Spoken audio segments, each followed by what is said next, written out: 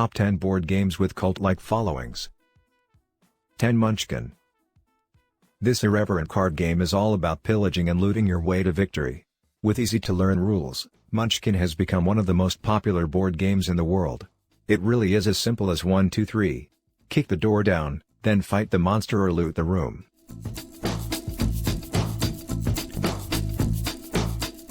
Clue has been around for decades.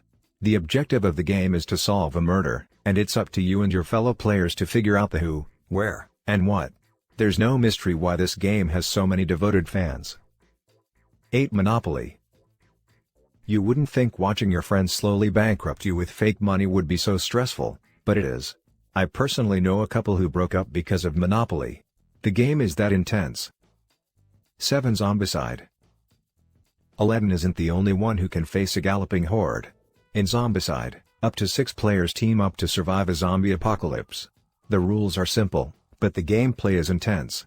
And because no two games are the same, this board game has quickly become a fan favorite. 6. King of Tokyo. In King of Tokyo, players take on the role of giant monsters fighting for control of Tokyo. The game is simple, but there's a lot of strategy involved. And with different versions and expansions, there's always something new to try. 5. Dominion. Dominion is a deck-building game where players compete to have the most valuable deck of cards. It has been around for over a decade and has won several awards. Like most of the games on this list, the game is fairly simple to learn, but there's a lot of strategy involved if you want to master it. 4. Carcassonne.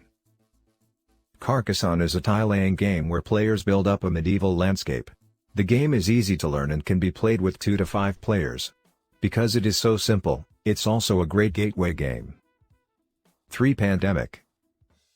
Pandemic was popular before the actual COVID pandemic hit the world's pause button.